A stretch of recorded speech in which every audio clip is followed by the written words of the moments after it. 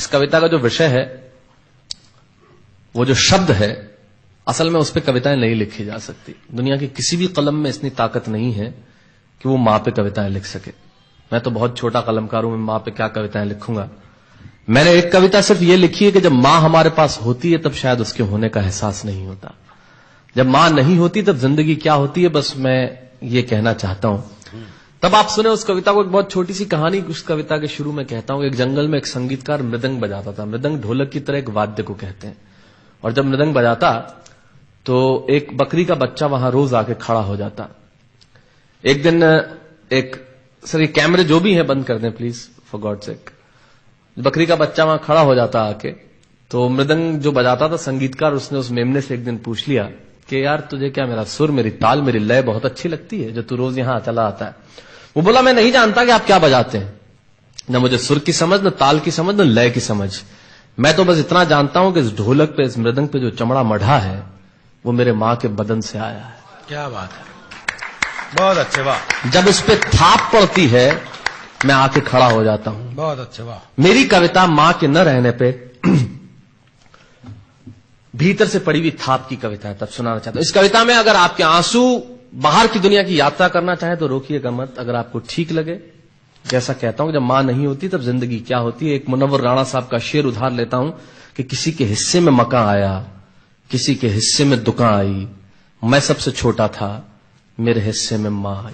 क्या बात है, वाह वाह, बहुत अच्छा। तब कहता हूं कि कल जब उठकर काम पर जा रहा था तो अचानक लगा कि कोई रोक लेगा मुझे।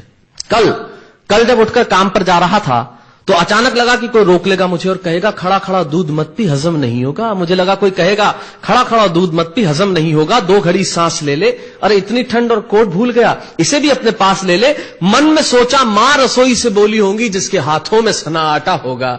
अगली पंक्ति के खालीपन से जुड़े और जुड़े तो मुझे बताएं। मन में सोचा मां रसोई से बोली होंगी जिसके हाथों में सना आटा होगा, और पलट के देखा तो क्या मालूम था कि वहां सिर्फ सन्नाटा होगा। पलट के देखा तो क्या मालूम था कि वहां सिर्फ सन्नाटा होगा। अरे अब हवाएं ही तो बात करती हैं मुझसे। जब कोई नहीं होता तब अंतरिक्ष बात करता है, निर्वात बात करता है, वैक्यूम बात करता है। तब कहता हूं अरे अब हवाएं ही तो बात करती है मुझसे। लगता है जब जाऊंगा किसी खास काम से तो कोई कहेगा दही शक्कर खा ले बेटा, अच्छा शगुन होता है। कोई कहेगा गुड़ खा ले बेटा, अच्छा शगुन होता है। पर मन इसी बात के लिए तो रोता है कि सब कुछ है मां, सब कुछ। जिस आजादी के लिए तुझसे मैं सारी उम्र लड़ता रहा। आपने अपने बचपन में देखा होगा, माए हमें टोकती है, यहां मत जा, वहां मत जा, ये मत कर, वो मत कर। तब हम आजाद होना चाहते हैं, और आजादी की कीमत कितनी बड़ी देनी पड़ती है। अगर कम शब्दों में मैंने ठीक बात कह दी हो तो इसका एहसास मुझे जरूर कराइएगा कि सब कुछ है मां, सब कुछ। जिस आजादी के लिए तुझसे मैं सारी उम्र लड़ता रहा वो सारी आजादी मेरे पास है। फिर भी न जाने क्यों दिल की हर धड़कन उदास है। कहता था ना तुझसे मैं वही करूंगा जो मेरे जी में आएगा, और आज मैं वही सब कुछ करता हूं जो मेरे जी में आता है। बात यह नहीं है कि मैं जो चाहूं कर लूं, मुझे कोई रोकने वाला नहीं है। बात है तो इतनी सी कि सुबह देर से उठूं ना तो कोई टोकने वाला नहीं है। बहुत अच्छे, वाह वाह, बहुत अच्छे, वाह वाह वाह वाह। बात है तो इतनी सी कि सुबह देर से उठूं ना तो कोई टोकने वाला नहीं है।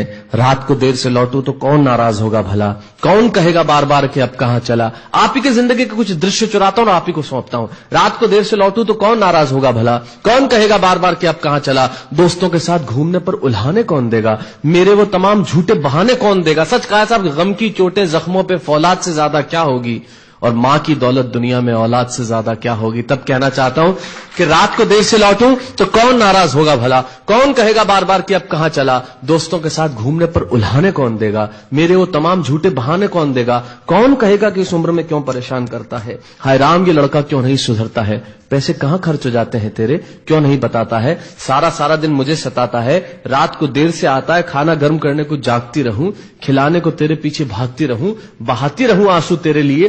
कभी कुछ सोचा है मेरे लिए। खैर मेरा तो क्या होना है और क्या हुआ है, इस बुढ़िया का तो क्या होना है और क्या हुआ है। तू खुश रह लेना यही दुआ है, और आज तमाम खुशियां ही खुशियां। जीवन में जो सर्वश्रेष्ठ एक पंक्ति जो ईश्वर ने मुझे सौंपी वो मैं आपको सौंपता हूं। कहीं कोई कविता नहीं है, एक बहुत सामान्य सी बात जो बहुत सामान्य ढंग से मैं कह रहा हूं, लेकिन गेट सेट गो जो मैंने किताब लिखी, शायद हिंदुस्तान के पिछले 3 सालों में सबसे ज्यादा बिकने वाली किताब वो रही। 14 भाषाओं में उसका अनुवाद हुआ।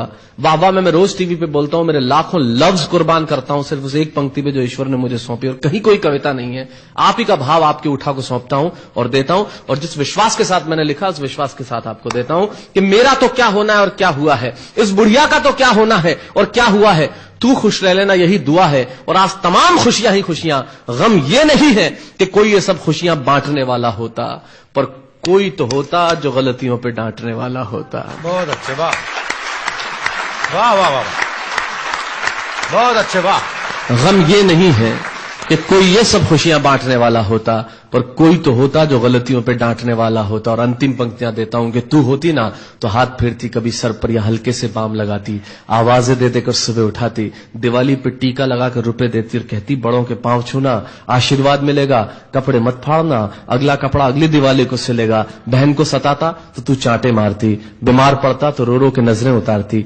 परीक्षा से आते ही खाना खिलाती, पिता की डांट का डर दिखाती, फिर पिता की डांट से तू ही बचाती, इसे नौकरी मिल जाए, ये तरक्की करे, दुआओं में हाथ उठाती, और तरक्की के लिए वतन छोड़ देगा, ये सुन के दरवाजे के पीछे चुपके चुपके आंसू बहाती। सब कुछ है मां, सब कुछ, आज तरक्की की हर रेखा तेरे बेटों को छू के जाती है, पर मां हमें तेरी बहुत याद आती है। बहुत अच्छा।